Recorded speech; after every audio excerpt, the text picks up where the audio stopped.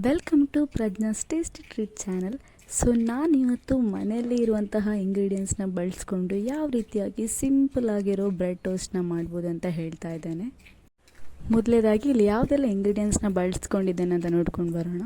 ಮೊದಲೇದಾಗಿ ನಾನಿಲ್ಲಿ 2 ಬಾಯ್ಲ್ಡ್ ಆಗಿರೋ ಎಗ್ಗನ್ನು ಕಟ್ ಮಾಡಿ ಇಟ್ಕೊಂಡಿದ್ದೇನೆ. ಹಾಗೆಯೇ ಒಂದು ಈರುಳ್ಳಿನ ಕಟ್ ಮಾಡಿ ಇಟ್ಕೊಂಡಿದ್ದೇನೆ. ಹಾಗೆಯೇ ಒಂದು ಟೊಮ್ಯಾಟೊ, ಮಯೋನೀಸ್, ಬೆಣ್ಣೆ, ಸ್ಲೈಸ್ ಬ್ರೆಡ್, ಹಾಗೆಯೇ ಟೊಮೆಟೊ ಚಿಲ್ಲಿ ಸಾಸ್ ತೊಗೊಂಡಿದ್ದೇನೆ. ಹಾಗೆಯೇ ಸ್ವಲ್ಪ ಚಾಟ್ ಮಸಾಲನ ತೊಗೊಂಡಿದ್ದೇನೆ.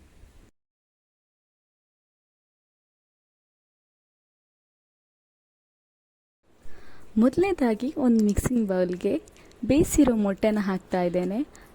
ಅದರ ಜೊತೆಗೆ ಕಟ್ ಮಾಡ್ಕೊಂಡಿರುವಂತಹ ಆನಿಯನ್, ಟೊಮ್ಯಾಟೊ, ಅದೇ ರೀತಿ 2 ಟೇಬಲ್ ಸ್ಪೂನ್ ಮಯೋನೀಸನ್ನು ಹಾಕ್ಕೊಂಡಿದ್ದೇನೆ.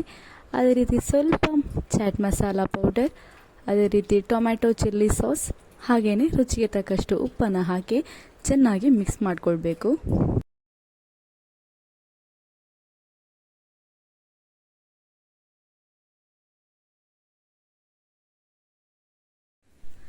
ನಂತರ ಈ ಮಿಶ್ರಣವನ್ನು ಸ್ಲೈಸ್ ಬ್ರೆಡ್ನ ಮೇಲೆ ಹಾಕ್ಕೊಳ್ಬೇಕು. ಅದೇ ರೀತಿ ಇನ್ನೊಂದು ಕಡೆಯಲ್ಲಿ ಒಂದು ಪ್ಯಾನ್ ಮೇಲೆ ಬೆಣ್ಣೆಯನ್ನು ಹಾಕಿಕೊಂಡು ಈ ಬ್ರೆಡ್ಡನ್ನು ಚೆನ್ನಾಗಿ ಟೋಸ್ಟ್ ಮಾಡಿಕೊಳ್ಬೇಕು.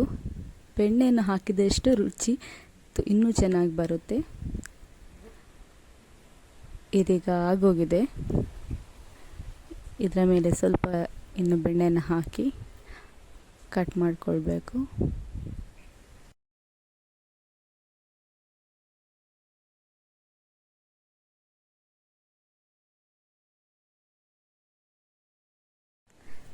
ಇನ್ಸ್ಟೆಂಟಾಗಿ ಮನೆಯಲ್ಲೇ ಇರುವಂತಹ ಕಡಿಮೆ ಸಾಮಗ್ರಿಗಳನ್ನು ಬಳಸ್ಕೊಂಡಂತಹ ಬ್ರೆಡ್ ಟೋಸ್ಟ್ ರೆಡಿಯಾಗಿದೆ.